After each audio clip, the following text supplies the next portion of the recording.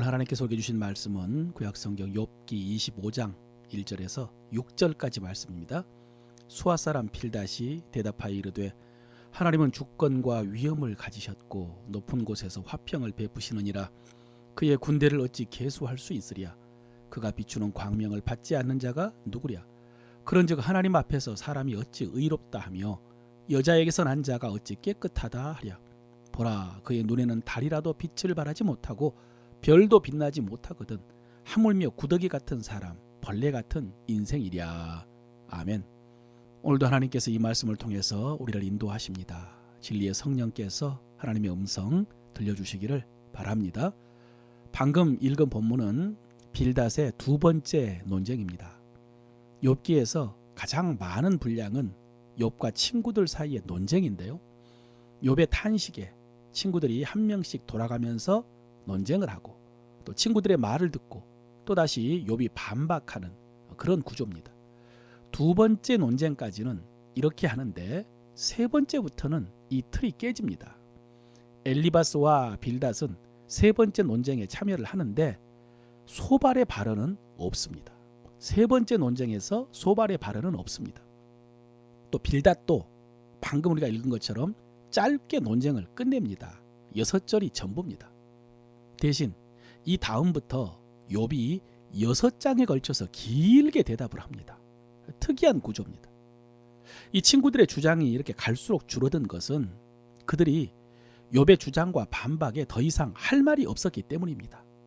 한마디로 말문이 막힌 것이죠. 나중에 엘리후라는 젊은이가 나타나서 그동안 욥과 친구들 사이의 그 논쟁을 평가를 하는데 친구들에 대해서 이렇게 말했습니다. 보라, 나는 당신들의 말을 기다렸노라. 당신들의 슬기와 당신들의 말에 귀 기울이고 있었노라. 내가 자세히 들은즉 당신들 가운데 욥을 꺾어 그의 말에 대답하는 자가 없도다. 당신들이 말하기를 우리가 진상을 파악했으나 그를 추궁할 자는 하나님이시요 사람이 아니라 하지 말지니라 그랬습니다. 엘리후가 욥의 이 친구들이 어른들이기 때문에 감히 그동안의 논쟁에 끼어들지 못하고 가만히 듣고 있었는데 들어보니까 욥의 주장에 제대로 반박도 못하고 설득도 못했다는 것입니다. 그들이 하는 말은 하나님께서 이렇게 하셨다라는 말뿐이라는 것입니다. 그리고 지금까지 계속 살펴본 대로 인과응보다. 욥이 죄가 있어서 하나님께 심판을 받는 것이니까 욥은 회개해야 된다. 이 주장뿐이었다는 것입니다. 그러니 갈수록 할 말이 없어진 것입니다. 그러면서 그들이 계속 주장하는 것은 하나님의 주권과 위엄입니다. 하나님은 주권과 위엄을 가지셨고 높은 곳에서 화평을 베푸시느니라 그랬습니다. 하나님은 인간과는 비교할 수 없을 만큼 전지전능하시고 완전하시다는 것입니다. 그렇기 때문에 지금 욥이 당하고 있는 이 재앙이 오류가 없는 하나님의 심판이라는 것입니다. 이 주장도 무한 반복이죠. 세 친구들의 주장이 똑같습니다.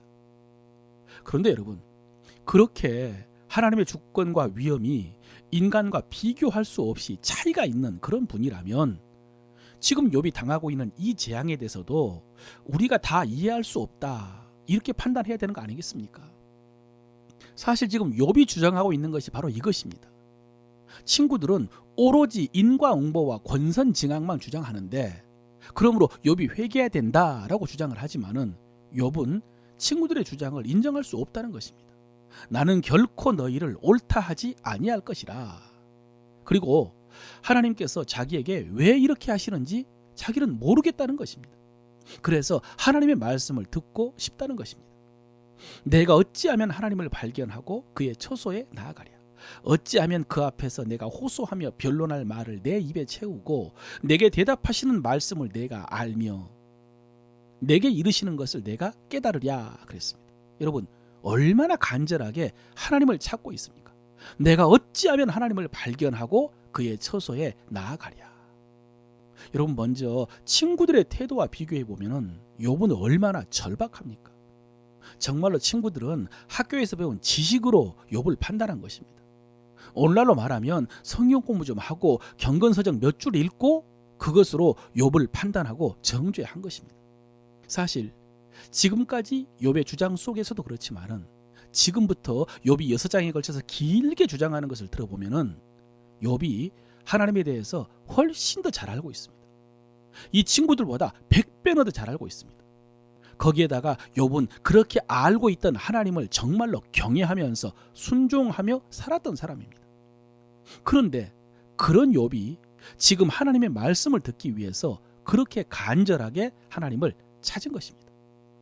그 전에도 23장에서 우리가 묵상했던 것처럼 정한 음식보다 하나님의 말씀을 더 귀히 여겼다고 했는데요. 지금은 자신의 처지에 대한 하나님의 뜻을 알 수가 없어서 이렇게 간절하게 하나님을 찾고 있는 것입니다.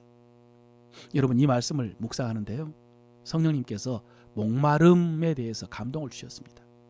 너는 얼마나 목마르냐? 너에게는 이런 간절한 목마름이 있느냐? 이 거룩한 목마름, 영적인 목마름이 있느냐라는 감동을 주셨습니다. 사실 여러분, 욥이요, 내가 어찌하면 하나님을 발견하고 그의 처소에 나아가랴라고 하면서, 그런데 내가 앞으로 가도 그가 아니 계시고 뒤로 가도 보이지 아니하시며 그가 왼쪽에서 일하시나 내가 만날 수 없고 그가 오른쪽으로 돌이키시나 배울 수 없구나 하면서 욥이 이렇게 답답해했는데요. 그런데 여러분, 우리는 예수 그리스도를 통해서 은혜의 보좌 앞에 나아갈 수 있는 길을 알고 있습니다. 욥은 앞으로 가도 뒤로 가도 하나님을 만나지를 못했고 왼쪽으로 가도 오른쪽으로 가도 하나님을 배울 수가 없어서 답답해했는데, 우리는 예수 그리스도를 통해서 언제든지 은혜의 보좌 앞에 나아가 하나님을 만날 수 있다는 것을 알고 있습니다. 또 언제든지 하나님의 말씀을 펼쳐서 성령님의 감동하심을 통해서 하나님의 뜻을 알 수 있고요, 또 주의 이름을 부르면서 하나님께 기도할 수 있다는 것을 알고 있습니다. 우리에게 허락된 은혜죠. 그런데 여러분, 우리가 친구들처럼 그 지식만 붙들고 있는 것은 아닌가? 그렇게 하나님께 나아갈 수 있고 하나님께 기도할 수 있고 하나님의 뜻을 알 수 있다라는 그 지식만 붙들고 있는 것은 아닌가? 말씀을 묵상하고 기도의 자리에 앉아있는 제 모습이 돌아보아졌습니다. 앵무새처럼 몇 줄 지식을 반복하는 이 빌닷과 친구들 같지 않는가? 사랑하는 성도 여러분, 다시 한번 도전합니다. 마음속에 샛별이 떠오를 때까지, 성령께서 마음을 뜨겁게 하실 때까지 하나님의 말씀을 묵상하시고 기도하시길 바랍니다. 정말로 간절한 마음으로 하나님을 찾고 찾으며 은혜를 구하고 구하면서 하나님을 만나고 은혜를 체험하는 여러분 되시기를 축원합니다.